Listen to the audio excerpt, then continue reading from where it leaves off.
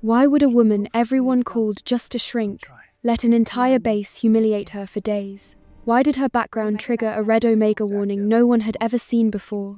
And how did a simple mess hall bullying incident turn into the unmasking of a general who had been selling out his own military for years? That table is for United States Marines, not some little analyst who thinks she can just plop down with the big dogs. Gunnery Sergeant Omar Reich's voice cracked through the mess hall like a bullwhip. He stood like a mountain of muscle, his arms folded over a chest that blocked the whole aisle as he glared down at the woman holding a lunch tray. In a split second, the entire room went dead silent. 50 Marines froze mid-bite, their eyes glued to the confrontation. The woman was Dr. Celine Ardon, 32 years old. Her simple civilian ID was clipped to a plain blue shirt. She'd only been on Camp Lejeune for 3 days as a strategic psychology consultant, which meant she had no rank, no uniform, and in this room, zero respect. She looked up at the sergeant's furious glare with a strangely calm expression. "I was just looking for a place to sit," she said, her voice soft but clear in the heavy silence. The gunnery sergeant stepped forward, his massive frame completely shadowing hers. He had a good foot on her, his jaw clenched and his shoulders squared, a textbook move of pure intimidation. "You heard me, civilian. This is our area. Women like you don't belong in this hall. You don't belong on this base." But Celine didn't budge. She didn't even blink. She just stood there holding her tray, perfectly still, and waited. A smug grin spread across Reich's face as he played to the crowd. 50 men were watching, waiting for the show, waiting for him to put this outsider in her place. He couldn't disappoint them. He dipped his shoulder and slammed it into her. It wasn't an accident. It was a hard, deliberate shove meant to humiliate her.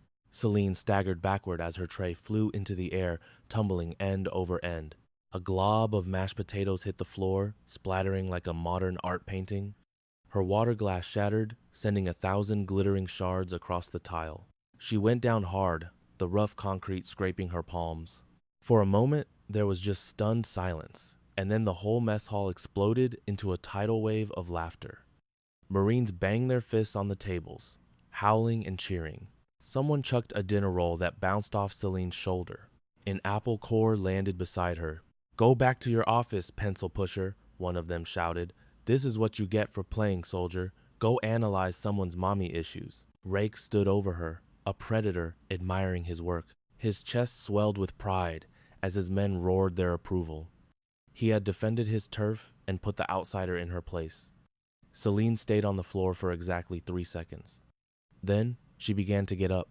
Have you ever poured every ounce of your being into something only for a bully to steal the credit and toss you aside like you're nothing? Think about it. Maybe it was a project at work or an idea you shared with a boss who then passed it off as their own. It's a gut-wrenching feeling, watching someone else soak up the glory for your hard work while you're left with nothing but a pink slip and a story no one will believe. If that feeling makes your blood boil, you will not believe what this woman does next. So stick around to see how she flips the script on every single person who wronged her. For Celine, this wasn't just about a shove in a chow hall. This was personal, and it all went back to her father. He was an honest man, a brilliant engineer who designed a revolutionary piece of tech for the military. She remembered watching him work for years at their small kitchen table, his face lit with passion as he poured his life into the project. He presented his work to a powerful general, a man with a booming voice and a chest full of medals. The general patted him on the back and said, "This has potential, but it needs work." 2 months later, that same general was on the cover of a magazine, taking full credit for her father's potential idea, which he now called his own masterpiece, leaving her dad ruined and discredited. This was not the reaction Reich was expecting. In his world, civilians were soft. They broke. They cried. They sure as heck didn't get up, brush themselves off, and calmly ask if your little hissy fit was over. "What did you just say to me?" he snarled, his voice dropping to a low growl. "I asked if you were finished. Because if you are, I would like to get some lunch." The mess hall fell quiet again.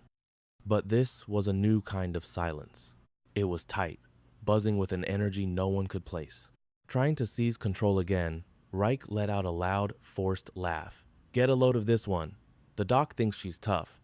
He gestured to the other Marines. You guys hear that? She still wants to eat. The laughter that followed was thin and uncertain this time. Reich got right in Celine's face, his breath smelling of stale coffee. Let me spell it out for you, sweetheart. You are a ghost here. You have no rank, no power, and you shouldn't be breathing the same air as these warriors.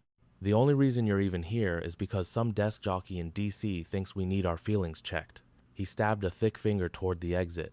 So take your little notebook and your therapy garbage and get out of my mess hall, before I have you physically escorted out. Celine held his gaze for a long, silent beat, and then she did something nobody in that room could have possibly seen coming. She smiled. It wasn't a nervous smile or a scared one. It was the cool, confident smile of someone who was holding all the aces. Understood, Gunnery Sergeant, she said, her voice perfectly even. I'll find somewhere else to eat. With that, she turned and walked straight out the door. Her walk was fluid and powerful. Her spine was ramrod straight. She never once looked back. Reich watched her go, a triumphant smirk on his face as he raised his arms to the cheering room. And that, gentlemen, is how you deal with civilians. The hall erupted in applause again as Marines slapped him on the back. His authority had been challenged and spectacularly reaffirmed, but at a table nearby, Lieutenant Mercer wasn't cheering. He was staring at the door Celine had just exited, mesmerized by the way she moved. It was a flawless heel-to-toe stride, with a low center of gravity and arms held loose but ready. That's not how a psychologist walks. That is exactly how a special operator walks. And if you're asking yourself why a civilian who just got publicly shamed is smiling like she just won the lottery, you are asking the perfect question. Go ahead and hit that like button and subscribe. Because the secret this woman is hiding is about to turn this entire military base completely upside down. The next morning, Celine entered the Psychological Services building at 6:45 a.m., a full 15 minutes before anyone else was scheduled to arrive. She swiped her temporary ID, the light blinked green, and the lock clicked open. Her office was sterile and cold, just a metal desk, a filing cabinet, 2 chairs, and a window overlooking the parade grounds, where Marines were already pounding the pavement on their morning run. She set down her bag, flipped open her laptop, and her fingers began to fly across the keyboard with breathtaking speed. She wasn't just checking her email. She was running a piece of software that had absolutely no right to be on a government contractor's laptop. Lines of encrypted code scrolled down the screen server access logs, data packet histories, and intercepted comms. She worked for precisely 7 minutes. Then, she shut down the program and opened a standard patient evaluation form. By the time her first appointment arrived at 7:15 a.m., she looked just like her ID photo, a kind, attentive therapist, ready to discuss stress management. The Marine was a young private first class named Danny Webb, no older than 20. He practically fell into the chair, his leg jiggling with anxiety. Honestly, ma'am, I don't even know why I'm here, he said. My CO just ordered me to come. Celine offered him a warm, disarming smile. That's perfectly all right. Let's just treat this as a conversation. No pressure at all. For the next 45 minutes, she let him talk, steering the discussion with gentle questions that were shockingly insightful. She filled pages with meticulous notes. She was playing her part to perfection, her analysis was sharp, her empathy seemed completely genuine, but underneath it all, a different algorithm was running in her mind. She was constructing a complete social network of the entire base, mapping the invisible lines of power and influence, who reported to whom, who was genuinely respected, and who was merely feared. And sitting right in the center of that tangled web was Gunnery Sergeant Omar Reich. Webb mentioned him without any prompting. Gunny Reich is basically a legend around here, the private said. 15 years in the Corps, 3 combat tours. Everyone looks up to him. Looks up to him, Celine repeated softly, or is afraid of him. The young private's hesitation was less than a second long, but to Celine, it was as loud as a cannon blast. Probably a mix of both, she thought, filing the information away. Webb was gone by 8:30 in the morning, leaving Celine a slim 12-minute window before her next appointment.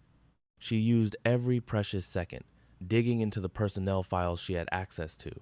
Reich's record was spotless, practically aglow with awards and honors. But it was also riddled with weird holes, entire sections were blacked out, and he had tours listed with no location attached. Then, a single note caught her eye, a mention of something called Operation Hollow Mirror.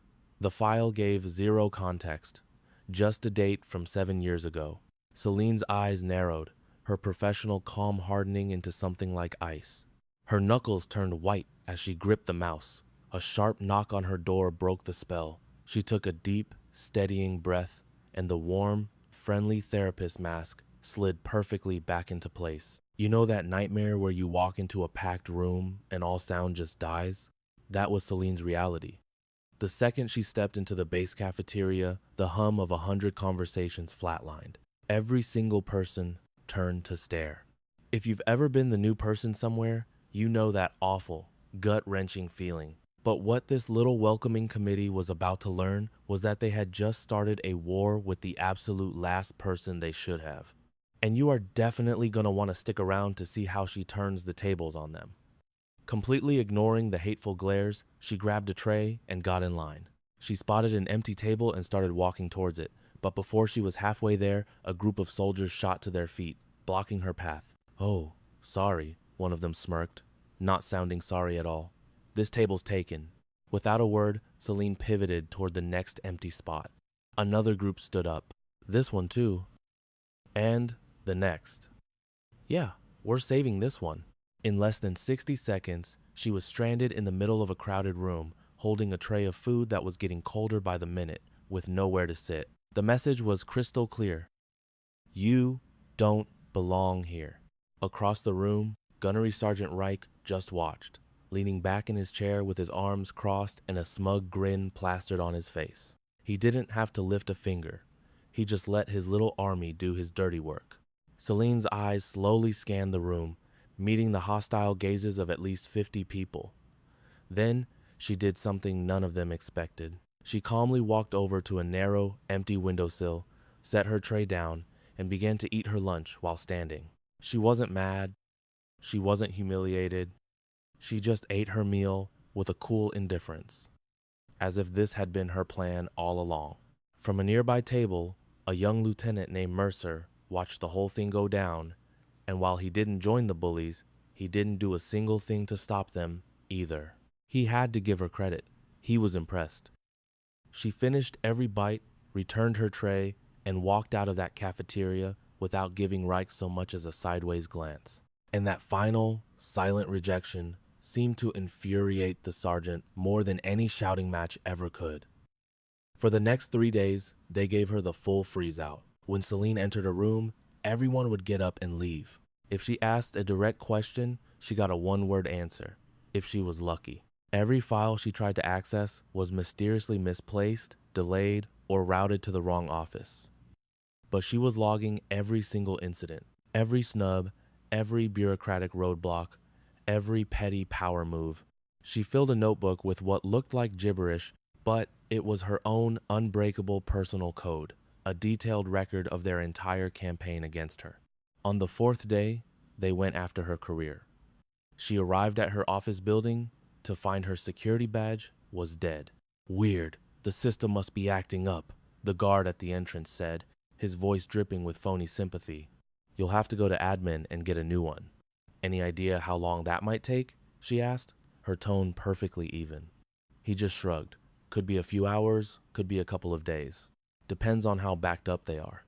They made her wait for 6 long hours in a cold, sterile waiting room near the front gate, treating her like a total stranger. When they finally issued her a new badge, she noticed her security clearance had been lowered. She was now blocked from the entire north side of the base, the very same area where Senior Command and the Communications Center were located. "Just another system error," the clerk told her, with a look that said it was anything but. Celine just accepted the new badge and walked away.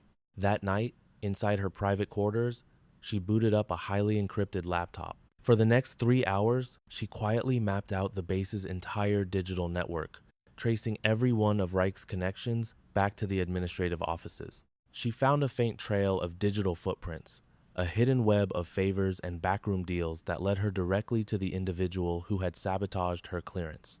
The big picture, snapped into focus.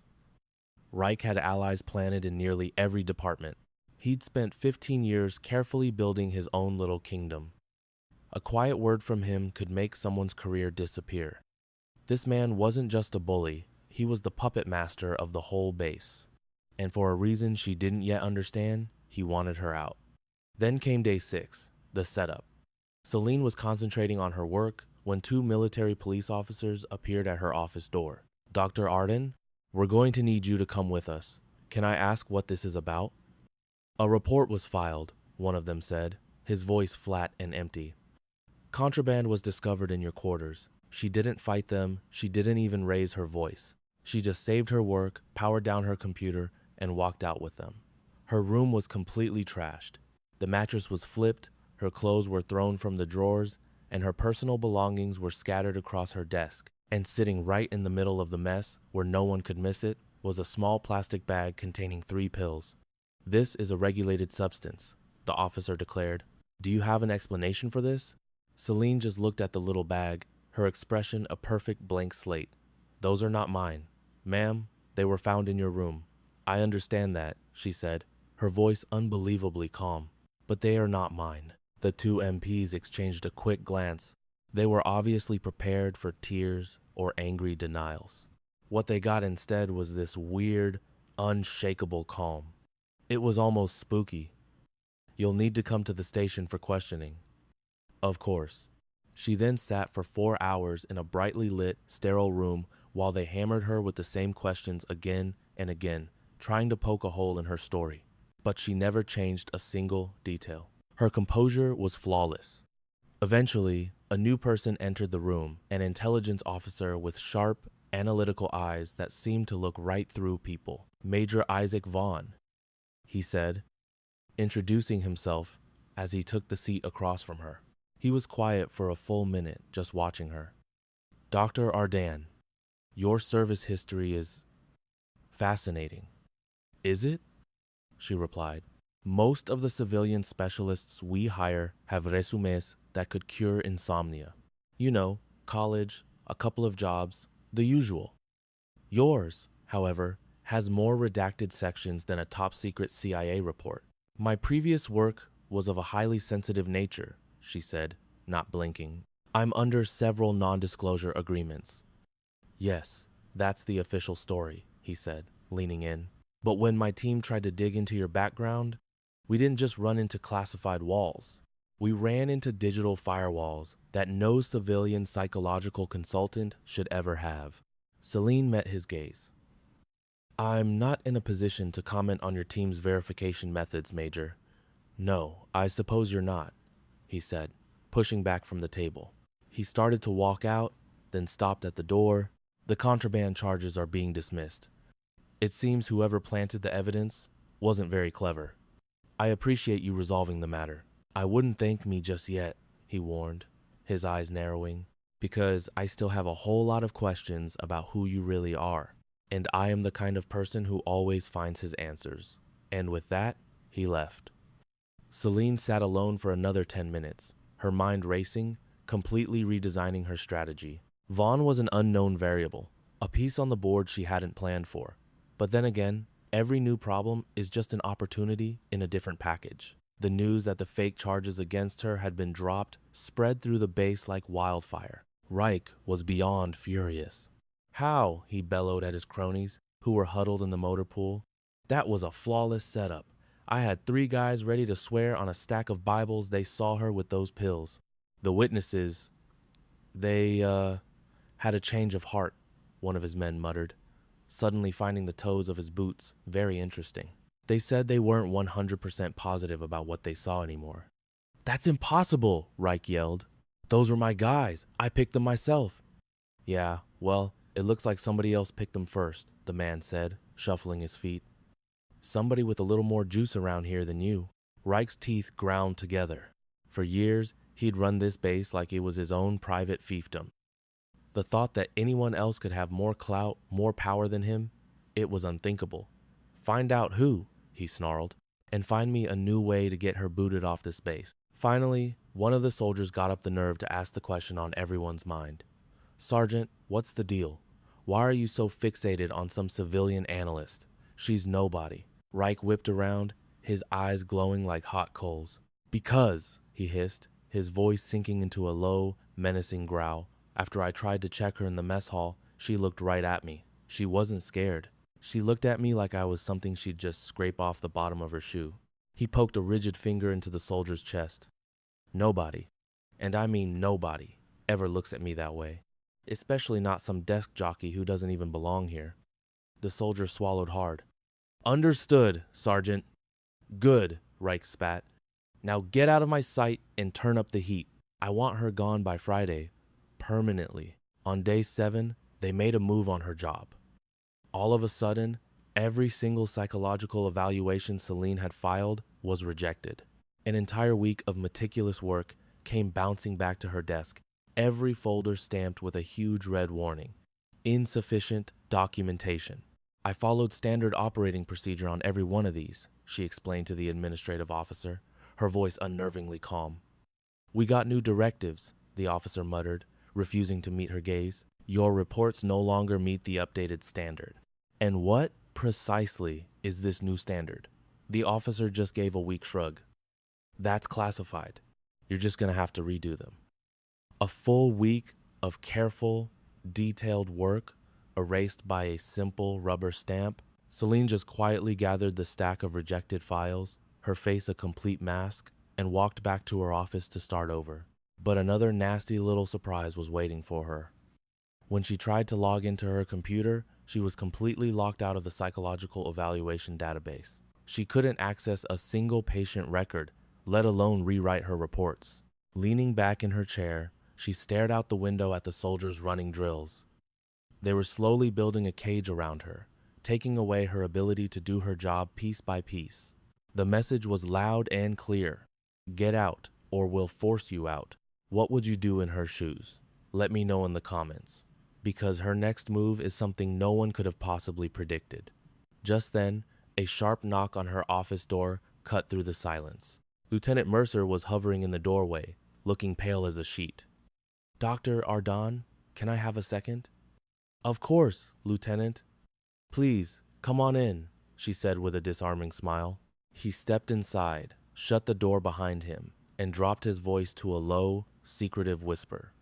I need to ask you something, and I need you to be 100% straight with me. Celine just waited, her expression the perfect picture of professional poise. Earlier today, in the mess hall, he began, when Sergeant Reich shoved you, the way you caught your balance. He seemed to be struggling for the right words. It wasn't normal. A person can't move like that. And what are you suggesting, Lieutenant? I'm not suggesting anything, he said quickly, holding up his hands.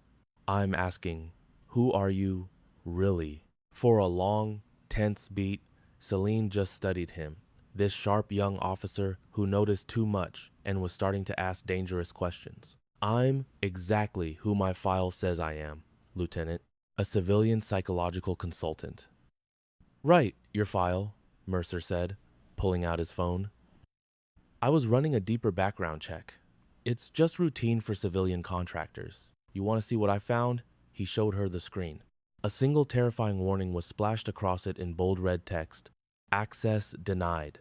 Classification: Red Omega. Cease all inquiries immediately. Red Omega, Mercer breathed out, his voice a cocktail of awe and terror. I've been in the service for 6 years. I've never even heard of Red Omega clearance. And I have definitely never seen it assigned to a civilian therapist. Celine's eyes drifted from the phone screen to his face, which was getting paler by the second. Where did you run this search?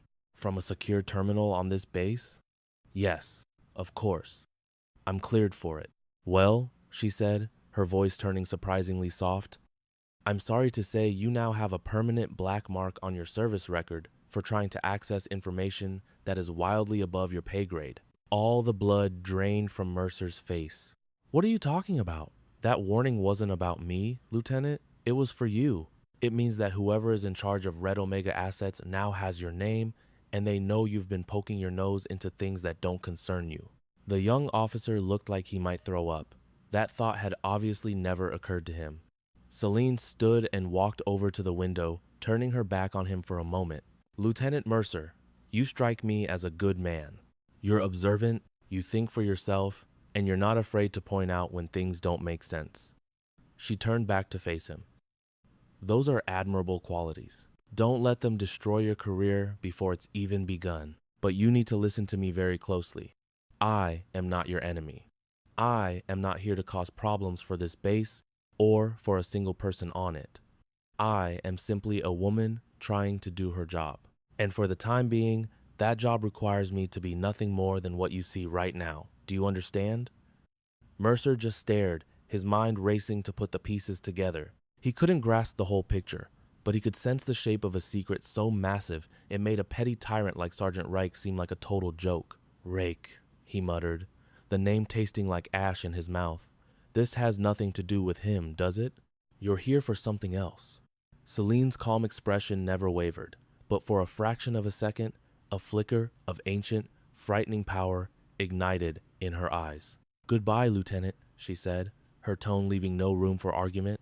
I strongly suggest you forget any of this ever happened. And in that instant, Mercer got it. The quiet base therapist had a security clearance higher than a 4-star general. But what in the world could she be doing on a secure military base? Drop your best guess in the comments, because the real answer is going to completely blow you away. The very next day, the situation escalates. Celine is formally summoned to an investigative hearing to face multiple serious charges of security violations. The room was a small, windowless box, and the hum of the fluorescent lights above made everyone look vaguely ill. 3 high-ranking officers sat at a long table. Colonel Patricia Hendricks, flanked by Major Vaughn and Captain Rodriguez. Celine was seated at a small, separate table, completely alone. No lawyer, no one in her corner. It was her against the entire system. Colonel Hendricks started the proceedings, reading from a thick file. Dr. Arden, you are accused of the following: unauthorized access to restricted areas, theft of classified materials, and the illegal duplication of personnel files. Colonel, with all due respect, I didn't do any of the things you're accusing me of, Celine said, her voice rock solid. We have sworn statements from people who say you did.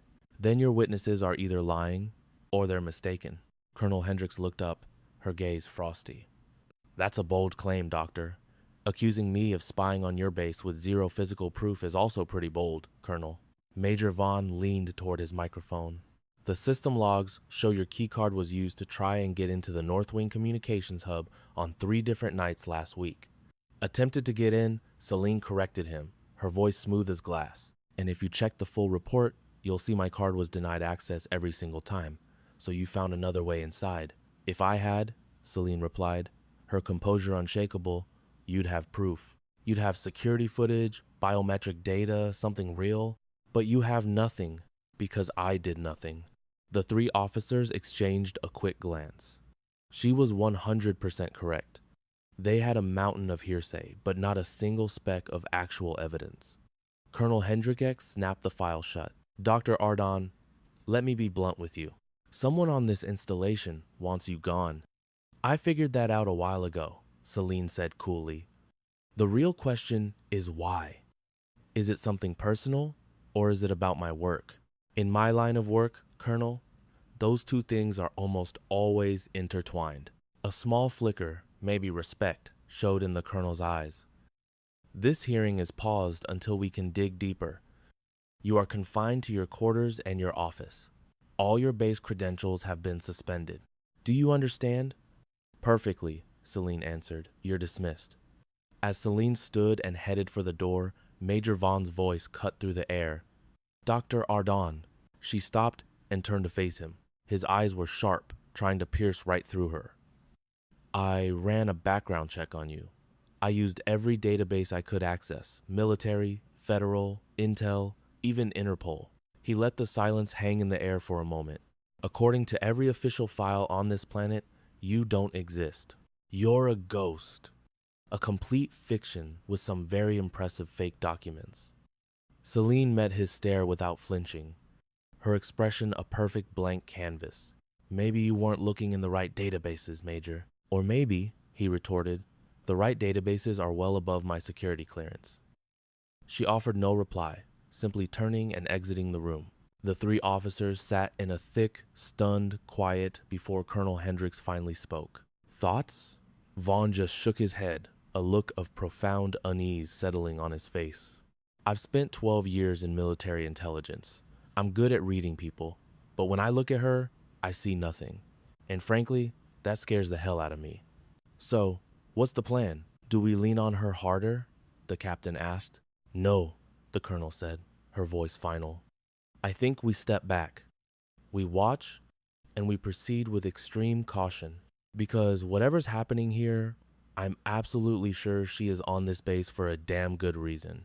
And it wasn't by accident. Celine made it back to her room just as the sun was dipping below the horizon, casting long orange stripes across the walls. She collapsed on her bed, kicked her shoes off, and for the first time all day, let the bone-deep weariness take over. It had been a very, very long 7 years. Have you ever been framed? Backed into a corner where everyone around you is just waiting for you to break? For 7 years, that's been my entire world.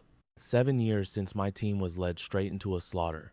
7 years since I dragged myself 2 miles through the mud with a bullet in my shoulder, the only survivor of a betrayal so complete it wiped my entire life off the map. That ghost trail finally led me right here to a man named Sergeant Reich. He wasn't the mastermind, just a pawn in the game. But he was the pawn I had to take to bring down the king. So if you want to see what happens when a hunted animal finally decides to hunt back, you're in the right place. On one face of the coin was the insignia of a Black Ops unit that didn't officially exist. On the other, a motto was carved in Latin. I slid my thumb across the cool metal, seeing the faces of the 11 men and women who carried a coin just like it. They were my family. I knew that tomorrow, the people Reich answered to would dial up the pressure, trying to crack me with more bogus charges. But tomorrow was also day 9, and on day 9, this hunt was finally over. All I needed to do was make it to sunrise.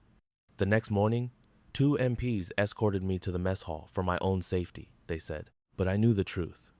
It was a walk of shame. I kept my chin up and my eyes fixed straight ahead as I walked between them. The moment I entered, the entire room fell silent. Marines froze with their forks halfway to their mouths. Then the whispers started, like the hissing of snakes in the grass. Heard she's a spy, probably sold us all out to the enemy. Looks like Sergeant Reich was right about her all along. I tuned them all out, grabbed a tray, and went to sit in my usual booth. Less than 10 minutes later, Reich swaggered in, a smug smirk plastered on his face as he marched right to my table. Well, well, look what we have here. Our little traitor, caught in the act. I didn't give him the satisfaction of looking up. I just kept eating my eggs. What's the problem? Lost your voice? He sneered, leaning over the table and invading my space. I always knew you were trouble, he hissed, his voice dropping to a low growl. No normal woman just sits there and takes this kind of heat. And no civilian consultant has a personnel file that's locked down tighter than the Pentagon's deepest vault. I just stared at him, my face a total blank. My silence was clearly getting under his skin far more than any argument ever could. His jaw tightened. Look at me when I'm talking to you. I calmly finished the last of my coffee, set the mug down with a soft click, and finally raised my eyes to meet his furious ones. Are you done, Sergeant? I asked, using the exact same calm words I'd used a week earlier. That was the last straw. He shot forward, his hand clamping around my wrist like a steel trap. I asked you a question. Who are you? What are you doing on my base? The entire mess hall went dead silent. Even Reich's own buddies looked horrified, knowing he'd just crossed a line he could never uncross. Putting his hands on a civilian under investigation in a room full of witnesses was a career-ending blunder. But I didn't flinch. I just looked down at his hand, at the white of his knuckles as he squeezed, and then slowly brought my gaze back to his. You should probably let go of me now, Sergeant. Or what? You're going to run to HR? He mocked. Who do you think they'll believe? A suspected spy? Or a Marine with 15 years of decorated service? I wasn't going to file a complaint. Then what were you going to do? I leaned forward just enough, my voice a whisper only he could hear. I was going to remind you that you have no earthly idea whose arm you are holding. For a split second, I saw a flash of pure uncertainty in his eyes. Then he shoved me back into the booth. Get out of my mess hall. Go pack your things. You're off this base by tonight. I calmly straightened my shirt, returned my tray to the collection window, and walked out without a single backward glance. But the game had fundamentally changed. The official notice hit my inbox at 11:45 a.m. Dr. Celine Ardan was commanded to appear before a full tribunal at 1 p.m. for a final ruling. I read it through twice, then shut my laptop. Back in my room, I changed into a simple, dark blue blouse and studied myself in the mirror. The woman looking back was the ultimate disguise, a quiet, bookish analyst who was completely out of her depth. I was just one person fighting against a machine designed to grind people like me into dust. But somewhere deep inside, a part of me that had been dormant for 7 long years was finally stirring. I opened my duffel bag and took out a small, hard-shell case. Inside lay the one item I hadn't allowed myself to touch since I arrived, my true identification. I didn't put it on, not yet. I just held it, feeling its comforting weight in my palm.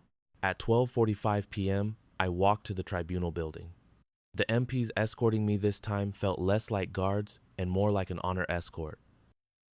The hearing room was packed. A panel of grim-faced, high-ranking officers sat at a long table up front, with Colonel Hendrickus in the very center. And sitting in the front row, with a triumphant grin stretching from ear to ear, was Gunnery Sergeant Omar Reich. Celine walked to the defendant's table and stood alone, a single quiet figure in a room full of people who wanted her destroyed.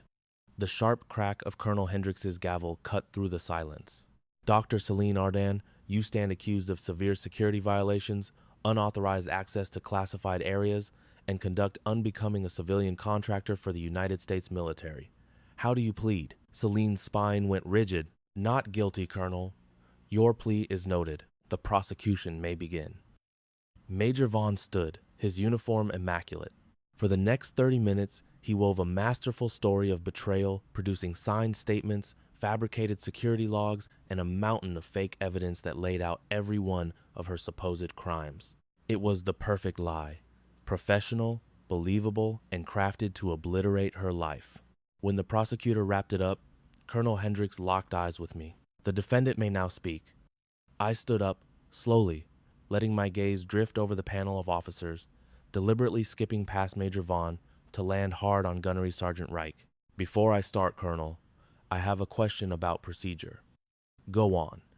Is every single person with a direct hand in this investigation currently in this room? The Colonel's brow furrowed. All essential personnel are present. Why do you ask? Because, I said, my voice suddenly ringing with a power that seemed to startle the whole room. I want to be certain that when the truth finally comes out, everyone who needs to see justice done is here to watch it happen.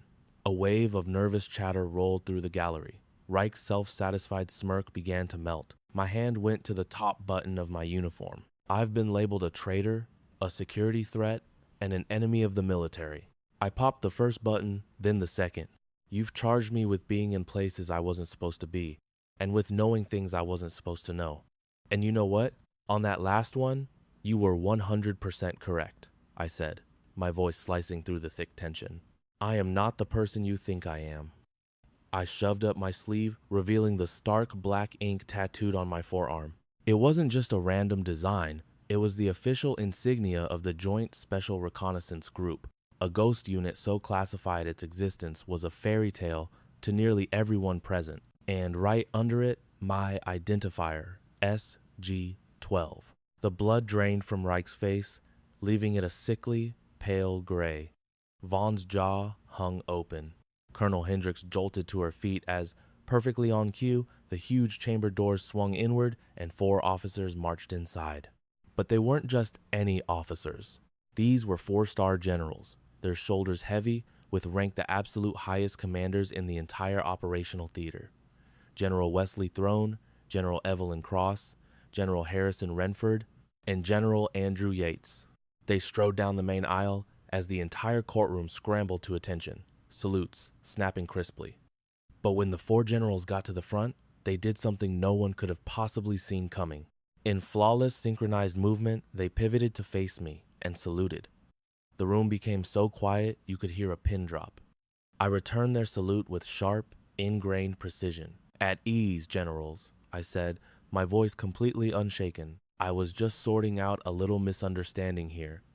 General Throne took a step forward. His commanding voice filled the shocked void. "Ladies and gentlemen, allow me to introduce Commander Celine Arden, SG-12, of the Joint Special Reconnaissance Group. Her security clearance is Red Omega, which is the single highest level of clearance that exists in our armed forces."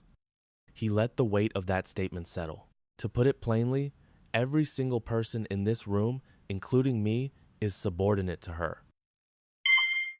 Reich looked like he was about to throw up. His face was a horrifying shade of white, and his hands trembled beyond his control. Colonel Hendricks finally managed to speak. "Commander, my sincerest apologies. We were completely unaware. These accusations, they were manufactured." "I'm aware," I said, cutting her off cleanly, "by an individual in this room who had a powerful motive for wanting me gone." My gaze drilled into Reich, someone who was arrogant enough to think his every move wasn't being monitored, that every one of his secret phone calls wasn't recorded, that the entire architecture of his treasonous plot wasn't being painstakingly traced directly back to him. Reich staggered back a step, shaking his head in denial. "No," he sputtered, his voice cracking under the pressure. "That's impossible. You're a therapist. You're nothing but a—" "I'm the woman you tried to bully in the mess hall," I cut in, my voice turning to ice. "I'm the woman you framed by planting classified files in her living quarters. I am the woman whose entire life and career you've been trying to systematically demolish for the past week.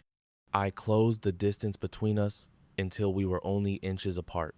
And I am the woman who is going to find out precisely who you've been leaking intel to, who you sold our secrets to, and what truly happened to the 12 members of my team who were killed in an ambush 7 years ago because a traitor sold them out." Reich was now pinned flat against the wall. I stood right in his personal space, my expression as placid as it had been in the mess hall. "So, Gunnery Sergeant Reich," I asked in a low, threatening whisper, "are you prepared to cooperate, or was there something else you wish to add?" 2 hours later, when I entered the mess hall for the evening meal, the entire place fell dead silent. Every soldier, from the newest recruit to the most seasoned NCO, rose to their feet as I walked by. There were no more sneers. Nobody got in my way. I picked up a tray and made my way to the center of the room. This time, as I searched for a seat, a dozen chairs were scraped back for me. I chose the one at the head of the table where Reich and his cronies always held court. Lieutenant Mercer came over, standing at rigid attention, until I gave him a nod to sit. "Commander, I am so incredibly sorry." "Don't be sorry, Lieutenant," I replied, taking my fork. "Be better." Mercer's fork stopped dead in midair. "You knew," he breathed, his face a mask of awe.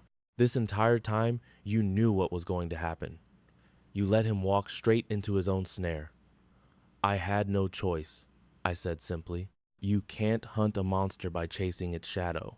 You have to follow the trail of destruction it leaves behind." I took a sip of water. Reich is a pawn, a small-time player who likely has no idea who the real king is. But now we have him, and he is going to sing. He's the first tangible lead I've had in 7 years. "The lead to what?" he asked. My gaze drifted. "There's a ghost in our network. We call him Ghostline. 7 years ago, he compromised my unit's location. 12 of my operators were wiped out in the ambush that followed. I was supposed to be number 13. But you made it. I made it," I confirmed, my voice hardening. "And I've spent every single day since then hunting the man who betrayed them." My attention snapped back to Mercer. "Reich is the first real thread I've been able to pull that leads to Ghostline.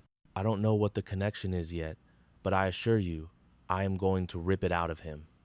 He was wise enough not to press further. Later that evening, I stood in a shielded conference room with the 4 generals. General Throne was the first to speak. "Ghostline is on the move again. We're picking up chatter about a massive intelligence breach. Someone on the inside, someone very high up the chain of command, is selling our secrets, troop positions, mission outlines, everything. How bad is it? I asked. 3 missions have been compromised. We're already counting the dead, General Cross stated, her voice wound tight with fury. Celine, she continued, her tone softening slightly. After what happened 7 years ago, when you went off-grid, we thought you were dead. For 2 years, your official designation was killed in action. I had to become a ghost, I explained. It's the only way to hunt another one. I met the eyes of each general in turn, but I'm not a ghost any longer, and I came back to end the war he started. General Yates gave a slow, deliberate nod. What do you require? Unrestricted access, unlimited resources, and your complete trust. I am about to start kicking down doors that some extremely powerful people want to remain locked. I will be looking into names you consider untouchable. When I meet that inevitable resistance, I let the implication hang in the air. I need to know you'll back my play. The 4 generals shared a silent look, and General Throne answered for all of them. You've got it, Commander. Anything you need. I gave one quick, decisive nod and headed for the door. Commander, General Yates called after me. I stopped and glanced back. One other thing. Be careful. Ghostline has been an apparition for 7 years. Whoever this person is, he's brilliant, has deep connections, and is utterly merciless. A faint, cold smile touched my lips. So am I. Back in my quarters, I opened my encrypted laptop. A single, anonymous message sat waiting. No return address, no timestamp. Just 4 words. Welcome back, SG-12. I looked at the screen for a long moment before typing out my reply. I never left. I snapped the laptop shut and turned off the lights, allowing the heavy blackness of the room to envelop me. For 7 agonizing years, I had been on the trail of the Phantom who betrayed my team and left them to be slaughtered. And now, for the first time, I had a solid lead. The only catch? I had a gut-wrenching feeling that the real traitor was one of the 4 powerful generals who had just pledged their unconditional support, and he had absolutely no idea that I was hunting him. If you want to see how a single commander dismantles a conspiracy that goes to the very top, you're going to want to stick around. And it was all about to begin with one man. His name was Gunnery Sergeant Omar Reich, and he was currently sitting in a stark white interrogation room cuffed to a metal chair. The man was a decorated soldier with 15 years of service, but at that moment, he was sweating buckets. I made him sit there in that crushing silence for a full 47 minutes before I finally walked in, carrying nothing but one thin manila folder. He began babbling right away. "This is insane. You have no right to do this." I silenced him with 2 words. "I can," I said, my voice low but as solid as granite. "That's exactly who I am." I slid a photograph across the smooth table, a satellite shot of a smoldering crater in a vast desert. He tried to pretend it meant nothing to him. "You should recognize it," I told him. "It's the location of Operation Hollow Mirror. It happened 7 years ago, the night my entire team, my family, was wiped off the face of the earth because an enemy mortar crew knew their precise coordinates." I pushed a second photo toward him, this one showing a row of bodies concealed under tarps. They were gone in 13 minutes because somebody fed them to the wolves. His breathing turned ragged as he swore up and down he had nothing to do with it. "You were the comms guy, Sergeant," I said, leaning in. "Every single message, every shred of intel that moved through that camp, it all came across your screen." I held his gaze. "That includes the one that led my whole team into a slaughter." He tried to push back, claiming he only handled encrypted data packets, that he never knew what was inside. "That might be true," I allowed, "but you knew where they were going." I slid the last document across the table, a transmission record. "This log shows every signal you pushed out. Most went straight to headquarters, as expected. But these 3, I tapped the paper, were routed to an unlisted address, a ghost server that, on paper, doesn't even exist." The blood drained from his face. He asked for his lawyer. "This isn't a court of law," I said softly. "This is just a chat between 2 soldiers who were there when everything went to hell. The only difference is, one of us lost everything, while the other built a career on the bodies of good men." He yelled that he wasn't a traitor, so I just tapped the logs again. That's when he broke, pleading with me, insisting I couldn't possibly get it. There are people involved, people with serious power, he stammered. If I talk, my family dies. I gave him the only choice he had left. You're already a dead man, Sergeant. A loose end they'll need to tie up. The only decision you have to make right now is whether you die a traitor or you die a soldier who finally did the honorable thing. I laid out my offer. Help me identify the man who gave the order, this ghost, and I would pull every string I had to make him and his family vanish without a trace. Tears streamed down his cheeks. He confessed the directive came from the top, a general. This general had made his entire career, getting him promotions he didn't deserve. All he had to do in return was forward a few messages and keep his mouth shut. It wasn't protection, it was ownership. A blackmail held together by unspoken threats against his sister and her young son. The person who fed him the information was stationed right here on this base, but Reich never met him face to face, only using a blind drop location. His voice trembled as he spoke. It's one of them, one of the generals. In that instant, I knew the monster I was hunting was one of the 4 men who had just promised to help me find him. And that brings us to this room right now. I was the one who called this meeting. No staff, no recorders, just me and them. General Throne, General Cross, General Renford, and of course, General Yates. 4 of the most decorated men in the service. But I had an advantage they didn't know about. The file on the table in front of me contained 7 years of my pain and my reason for living. Gentlemen, I began, my voice as steady and cold as a headstone. Thank you for coming. Let's not waste any time. I told them we were here to talk about Operation Hollow Mirror and the mountain of fiction in the official after-action report. Then I sent the communication logs sliding down the polished wood table. These signals were sent from this very command center, using authorization credentials that belong to one of you in this room. The temperature in the room plummeted. I watched their faces. Throne seemed genuinely shocked. Cross looked like he was going to be sick. Renford was practically shaking with anger. But Yates, General Yates, was like a man carved from stone. Absolutely still. Too still. I locked my eyes onto him. I have a witness, gentlemen. Sergeant Reich is in protective custody, and he's telling us everything. Yates didn't even flinch. That sealed it for me. Every other man in this room is having a normal, human response to this accusation, General. Every man but you. He offered a faint smirk. You're chasing shadows, Commander. But I had one last ace up my sleeve, a little something Reich had saved for his own survival. He wasn't just your delivery boy, I said, producing a tiny digital recorder. He was also your insurance. I pressed play, and the distinct voice of General Yates echoed in the dead air, ordering Reich to transmit the coordinates.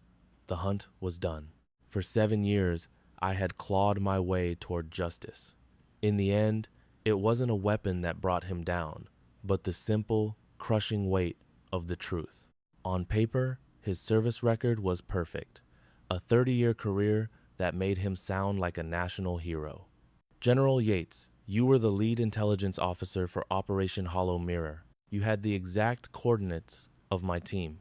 So did roughly 50 other people, Yates countered, his voice smooth as silk, including General Throne and General Cross, sitting right here.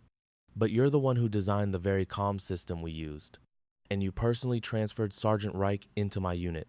I put him there because he was the best we had. He was a spy, I snapped, and you damn well knew it. The air in the room got thick and heavy. Yates just held my gaze, his expression a perfect blank slate. Commander Ardon, you've survived a deeply traumatic event. Losing your entire command? That kind of pain can make a man see patterns. It makes him draw lines between dots that simply aren't there. Is that your expert assessment, General? It's an observation, he replied, with a chilling lack of emotion. From someone who has spent his career watching soldiers break under the pressure of survivor's guilt. I stared right back at him, refusing to look away. I haven't broken, General. I've just gotten sharper. I pulled another folder out of my briefcase. This is a complete financial portfolio. We're talking about offshore holdings, shell companies, a massive funnel for foreign cash. I slid it to the middle of the table. One of the largest accounts routes directly to a private trust. And the only beneficiary? An A. Yates Jr., your son. Isn't he, General? For just a split second, his steel composure cracked. A small muscle in his jaw twitched. His eyes flashed with a cold fire. The mask was starting to slip. That's circumstantial. Anyone could have created that to set me up, set you up. How exactly, General? I interrupted.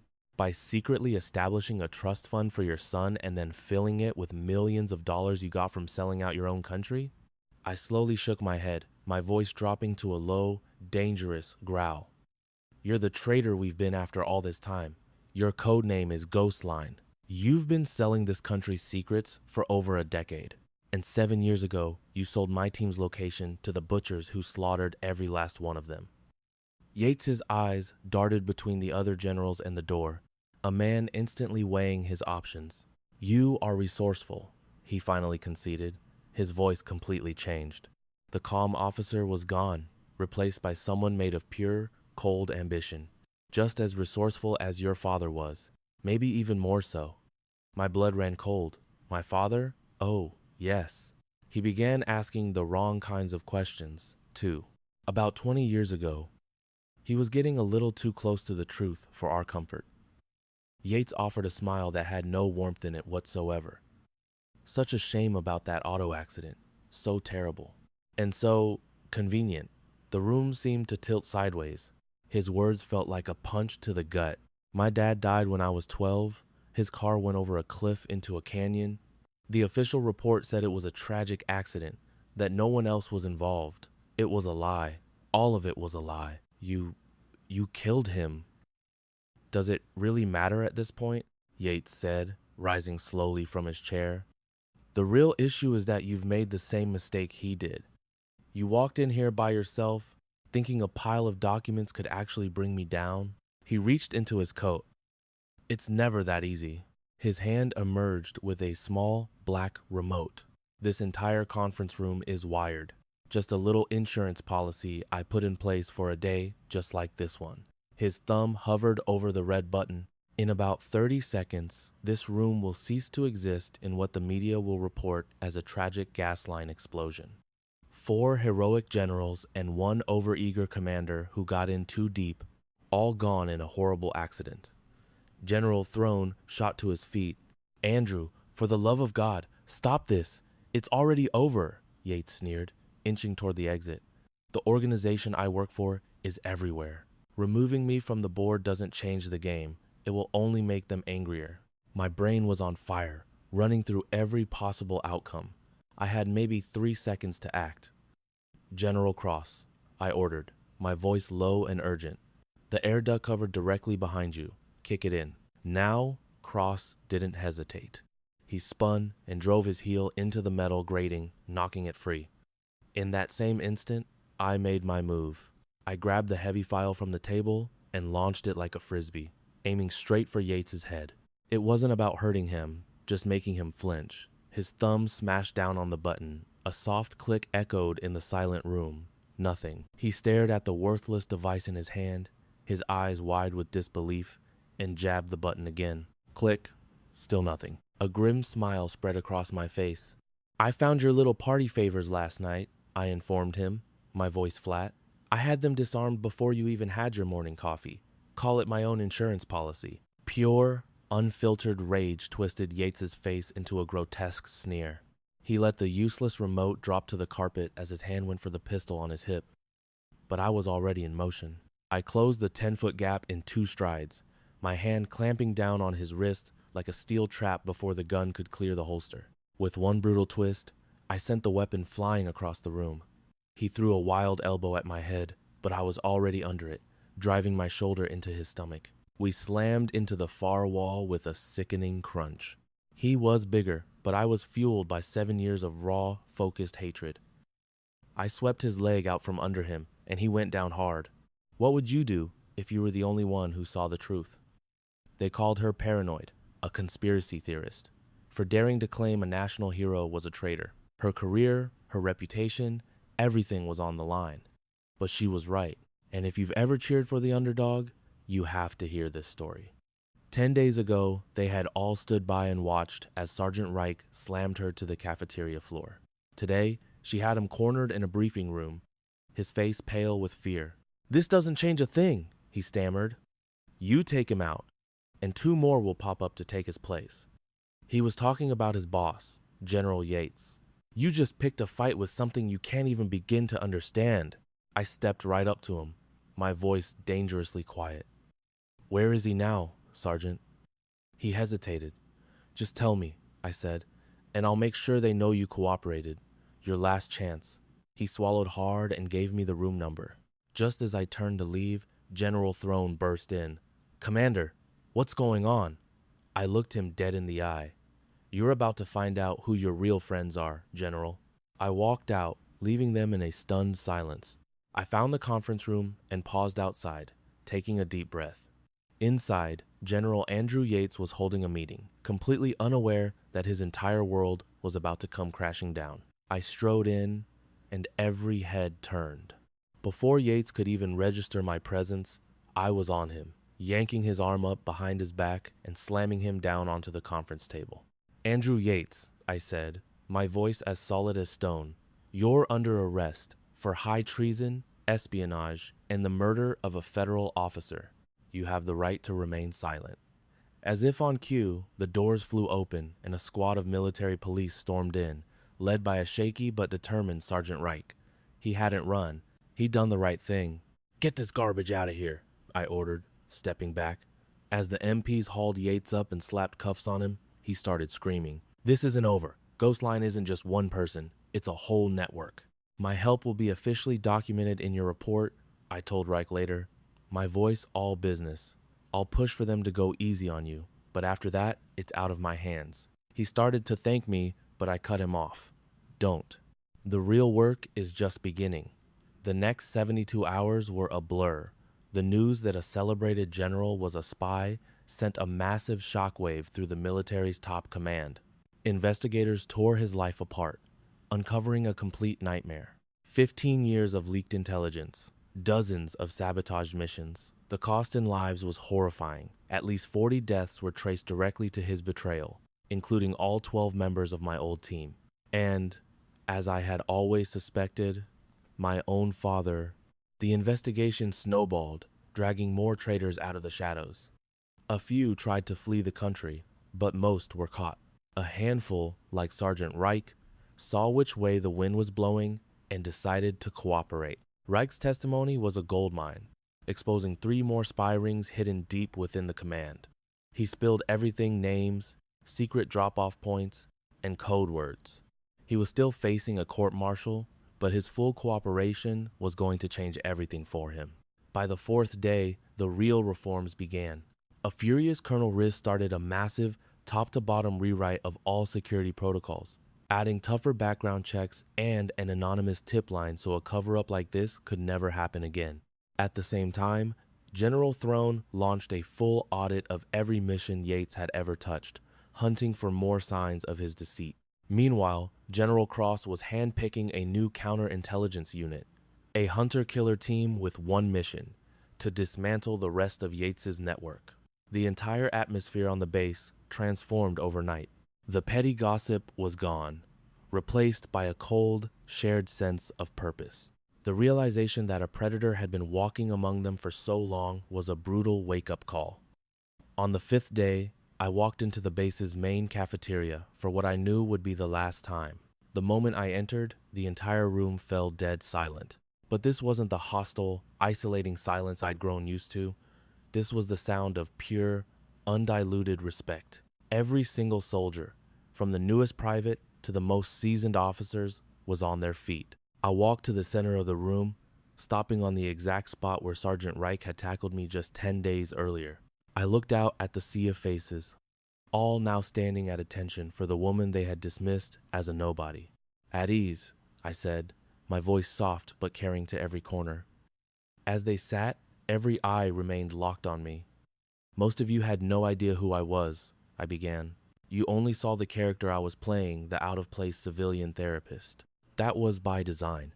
That person was a cover to get a job done," I continued, my voice now ringing with authority.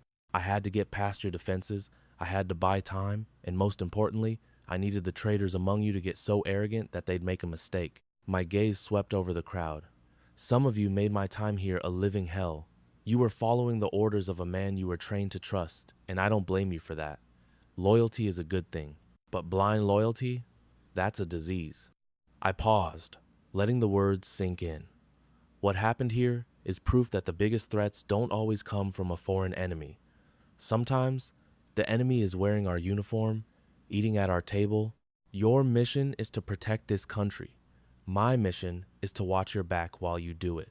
And that means I'm the one who hunts the people who would sell your lives for their own profit. I seem to grow taller, my presence filling the hall. You won't always see me. You might not ever know I'm around. But I am always watching. And if anyone ever tries to betray this base again, I let the sentence hang in the air, a promise that needed no explanation. That evening, I met with General Cross in a secure room deep underground. The general looked as if she'd aged 10 years in 10 days, but her eyes held a new fire. "Commander," she began, "I need to apologize." "For what, General?" "For being a fool. Yates and I came up together for 15 years. I would have staked my life on his loyalty." She shook her head in disgust. "And the whole time, he was a viper in our nest." "He was a brilliant manipulator," I said. "It's the only way he could have lasted so long." "That's no excuse." "I should have seen something," Cross shot back, finally meeting my gaze. "But you did. He had the rank, the power, the friends, and you still brought him down. How did you do it?" I thought for a moment. I stopped looking for proof of his crimes and started looking for the flaws in his character. Yates covered his tracks like a professional, but he couldn't hide who he truly was, I explained. It was his ego. The man genuinely believed he was the smartest person in any room, and that was his greatest weakness. People like him always underestimate everyone else. They think they're untouchable, and in the end, that arrogance is what destroys them. "So, what's our next move?" Cross asked. "Now," I said, "we follow the money. Every secret account, every dirty dollar. Somewhere in that financial trail, we'll find our next lead." Cross nodded and pointed to a massive monitor on the wall. "Speaking of which, you need to see this." A classified file appeared on the screen, stamped with the words, "Project name, Hollow Mirror, Phase 2. We pulled this off one of Yates's encrypted drives. It took our best techs days to crack," Cross said. As I read the summary, a chill went down my spine. This wasn't just one traitor's network. It was a huge, long-term operation to plant enemy agents at the highest levels of our military. "Phase 2, I whispered, "is the next step, and it hasn't launched yet." "What are we looking at?" I asked, my voice tight. "We're not 100% sure. The file is mostly code names, a set of coordinates, and a countdown clock." Cross highlighted a line of text. "But we know this much. Whatever it is, it's set to go live in just a few weeks." My eyes were glued to the coordinates. They pointed to another military base, a much bigger and far more critical one. If this story about standing for the truth resonated with you, please share it with someone who needs to be reminded that justice always finds a way. And make sure to subscribe, because our hunt for Hollow Mirror has only just begun. "I need access to that base," she stated, her voice firm. "Figured you were going to say that," Cross replied, sliding a bulky folder over. "Your transfer papers are in there, plus full clearance for anything you require." Celine picked it up.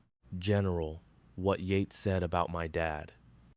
The general's hardened expression seemed to crack for just a second. "I was on your father's team, a real patriot. And if I'm being honest, the official report on how he died never added up for me." He looked directly at Celine. "I think we're finally figuring out why." Cross placed a hand on her shoulder. "Go find the truth you've been searching for, Commander. And when you track down the people responsible, give them hell from me." Celine nodded once, sharply. "That's the mission." The following morning, while she was taking one final look around her cleared-out room, she heard a rap on the door. It was Lieutenant Mercer. He had a new air about him. His former nervousness was gone, replaced by a calm self-assurance. "Commander, I heard you were shipping out. News gets around quick on this base," she replied with a slight smile. I needed to say thank you, he stammered, the words a bit clumsy, for actually hearing me out when I knew something wasn't right. You were asking the important questions, Lieutenant. That's a talent not many people have. I also came to ask, he began, pausing for a moment, if there's any chance I could help with whatever comes next. Selene studied him, truly taking his measure. This was the same young officer who followed his instincts even when his superiors ordered him to stand down. I might just have an opening for you, she said cautiously, but you'd be operating completely off the grid. In a place where the standard rules of engagement are useless, it's a place where the good guys and the bad guys don't always wear different uniforms. I get that. He shot back without a second's hesitation. Are you positive? Because once you go down this road, you can't turn back. It'll change who you are. Mercer's jaw clenched. Commander, I watched a traitor nearly burn this entire base to ashes. I watched good soldiers get played and get hurt. He stood taller. If there's a shot for me to help stop that from ever happening again, then I am 100% in. That was all Selene needed to hear. I'll put in the call, Lieutenant. When the time comes, I'll be ready. He stepped back, allowing her to hoist her duffel bag onto her shoulder and walk to the door. Commander? She paused and looked over her shoulder. That night in my office, just before you showed us who you really were, you had this smile. You looked like you knew a secret none of the rest of us were in on. What was it? A genuine, faint smile appeared on Selene's face. He'd earned this much. I knew, she said, that you were precisely the type of soldier this base was missing. Someone who still had faith in doing the right thing, especially when it was the hardest path to take. She met his gaze. Never lose that, Lieutenant. It's more valuable than you could ever know. Before he could form a response, she was already gone. At the front gate, an armored transport was idling. Selene stopped for a moment, glancing back at the base that had pushed her to her limits for the last 11 days. One mission was over. A traitor was in custody, a spy network dismantled. But a new mission was just beginning. This war was a long way from being won. That encrypted file labeled Phase 2 was evidence of a much larger conspiracy. A threat that made her last assignment feel like a training exercise. After 7 long years, her private battle was about to go public, and somewhere out there, new opponents were getting into position. As she walked toward the transport, she noticed Sergeant Reich by the door, propped up on a crutch. His leg was mangled from the shootout. To capture Yates, not a career ender, but it was nasty. Sergeant, she acknowledged with a nod. Didn't think I'd see you here. I needed to be here, he said, his voice unsteady. I had to apologize to you the right way for all of it. You already did, she said, her tone neutral. Yeah, I know. But that was the by-the-book apology. He looked down at the ground. This one's for me. Selene stood in silence, giving him the space to find his words. That day in the mess hall, when I got in your face, I thought I was protecting my turf, keeping things how they've always been, he admitted, his voice thick with regret. I was so stupidly blind to who you were, to the real danger, and to the kind of man I was turning into. And when I think about it now, I'm just ashamed of myself. He made himself look up and meet her eyes. You saved my life. When Yates triggered that bomb, you could have just left me there. Would have been simpler. But you didn't. That's not how I operate, she said plainly. I know, he choked out. And for some reason, that makes it all feel 1,000,000 times worse. He tried to stand straighter on his crutch. I'm not asking you to forgive me. I'm aware I haven't earned it. All I'm asking for is the opportunity to be a better man. The opportunity to do what's right. I studied him for a long beat. What the court decides is not up to me, Sergeant. But I'll tell you this. I stepped a little closer. Everyone deserves a chance to be better. It's what you do with that chance that shows who you really are. I held out my hand. He stared at it for a second before shaking it firmly. Thank you, Commander. Don't thank me, I said. Prove me right. I dropped his hand and moved toward the transport. Commander, he yelled out one last time. I stopped in the doorway. Whoever this ghost line is, when you hunt them down, what about them? He locked his eyes on mine. Imagine spending months pouring your heart and soul into a brilliant project, something you know will change lives, only to have your boss snatch it, put his name on it, and fire you. That's exactly what happened to Sarah. For a day, she was crushed. But then, a fire ignited inside her. No way was he getting away with this. She cracked open her laptop and started doing what she does best, digging. And as her fingers danced across the keyboard, uncovering forgotten digital breadcrumbs, she got her first tiny taste of victory. An old local news story from 5 years ago popped up, praising a Mr. Thompson for launching a revolutionary new program at his last job. But a little more digging revealed the truth. That program was the brainchild of a junior team member who was conveniently let go just a week before the big launch. Sarah had just discovered his pattern, and the next clue was even sweeter. She found a dusty corner of the internet, an old message board for ex-employees of companies where Thompson had worked. It was a treasure trove of heartbreak and betrayal, filled with stories that sounded just like hers. After she shared her own nightmare, a private message landed in her inbox.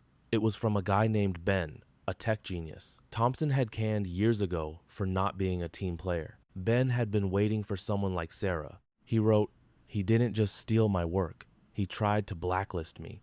I've got the skills to get inside their system if you've got the nerve. Let's find out what he's really hiding." Together, they were a force of nature. Ben slipped past the library's firewalls like a ghost, while Sarah was the mastermind, telling him exactly what to look for. And then they hit the motherlode. The big reveal. Thompson wasn't just stealing ideas for the fame. He was stealing money. He was using the grant applications from every single stolen project to embezzle tens of thousands of dollars, hiding the illegal money transfers deep within the budget reports. And Sarah's $50,000 literacy program? That was meant to be his biggest payday yet. The revenge plan they hatched was a work of art. The day of the program's official launch was a huge media event. The mayor was there, news crews were set up, and Thompson strutted to the podium, basking in the applause. He smugly clicked the remote to start his presentation, but the giant screen behind him didn't show smiling children reading books. Nope. Instead, it lit up with his secret offshore bank accounts, followed by a slideshow of his most incriminating emails and a perfectly crafted timeline of his entire fraud operation, all put together by Sarah and Ben. The room went dead silent for a second, then erupted in gasps. He was arrested, right there on the stage, in front of everyone. In the fallout, the city council was so blown away by Sarah's integrity and brilliant idea that they didn't just rehire her, they made her the director of the entire department. And her first act as boss, she hired Ben and 2 other talented people Thompson had tried to destroy.